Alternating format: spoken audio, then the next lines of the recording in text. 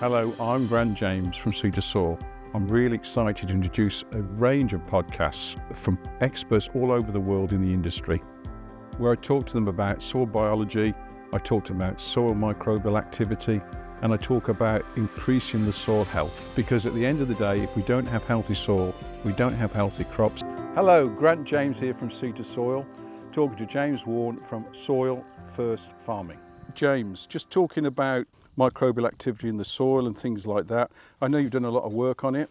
Talk us through what you think and how it all works and where you think the microbial activity is important. I would say that in the first instance, if you want to build a healthy soil with good microbial and biological activity, that you've got to think about the environment that you're creating and what the microbes are going to live in effectively. So to start with, you're going to need moisture, good aeration and good structure. Those are kind of the major points for thinking about trying to get the microbial activity going. And then from that point onwards, you then got to think about how you're going to feed them.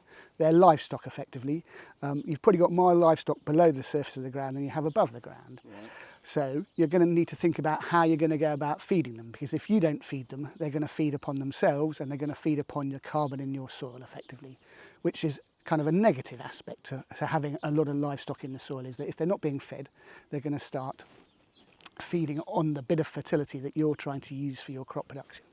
So it's a balancing act all the time about trying to create and develop a healthy soil, but also think about how you're going to keep them going and keep them fed. And with a product like Sea2Soil, when's the best time to start feeding them? Well, I mean, you can use that at any time, but you've got to think about when the microbes are going to be waking up from their kind of their winter slumber, let's say, so as soon as the temperatures start to rise in the spring, as soon as there's moisture in the ground, then that's a good time to think about feeding them. Every time you get a rainfall event, that's going to reinvigorize them in the spring and the summer.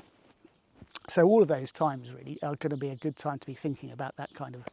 And what about in the autumn when there's a cover crop? As long as there's a cover crop, could you go in the autumn as well? You could, yeah, absolutely. As long as you've got soil temperature and you've still got moisture and warmth, then yes, indeed, because the biology is still going to be alive and kicking and doing their thing, as it were. But as soon as they this soil temperature starts to drop off into the winter and they become dormant, then there's probably less need to be doing that kind of thing, as it were, because of the fact that they'll be shutting down effectively. Right, okay. And how about phosphates? Where does that all fit into the system? I'm not so sure that's particularly relevant to the biology as such, apart from the fact that the biology are obviously going to be liberating, hopefully, some of the locked up phosphate that you've got in your soil to make it available to the crop.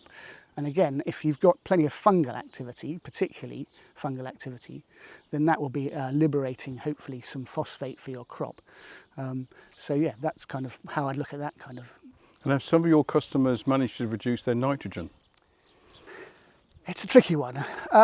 Yes, in principle, but it's not just a clear-cut case of saying we're going to cut 20 or 30% of your nitrogen bill off, because you've got to think about how it's cycling in the soil and your level of reserve that you've already got and the carbon to nitrogen ratio of the soil already. And so it's a lot more nuanced than just saying I'm going to go and cut a chunk of my nitrogen bill. You've got to start thinking about building carbon back into the soil, which in turn will build nitrogen back into the soil, and then you need the biology in there to keep that functioning and that cycling going on, which will then release some nitrogen to the following crop, which may allow you then to reduce your overall nitrogen application to the crop, certainly. I mean, it's possible. Yeah. And how important is straw chopping? I would say straw chopping is very important. Again, it's about feeding the soil, really, returning all the residue that you can to the soil. Putting on any organic matter is worthwhile, definitely. But certainly straw chopping is a useful addition, like any addition to the soil, really. Okay. And if a farmer was starting for the first time with a product like Sea2Soil, what would your advice be?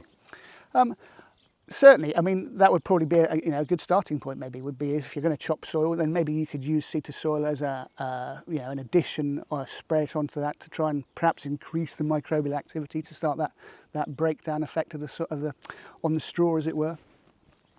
But the thing to remember also is that you probably don't want it breaking down too fast, because then you might be in a situation whereby actually your carbon to nitrogen ratio moves in the wrong direction and you end up locking up too much nitrogen too quickly, as it were, especially if you're then trying to get a cover crop established, into some chopped straw or whatever. So again, you've got to kind of think about, where you are in the system and how how active your soil is to a certain extent, and what you're trying to achieve at the end of the day. It's a bit of a jigsaw, isn't it? It is a bit of a jigsaw, and it's very nuanced, and there's no one size answer fits all, I would say. Because we're still learning about what's underneath the ground, the underground livestock. We absolutely are, and we still don't know. We still can't accurately predict how quickly residues break down, how quickly the nitrogen releases from that to the following crop. There's so many unknowns that that we just don't have answers for, as it were, and we're dealing with an environmental system.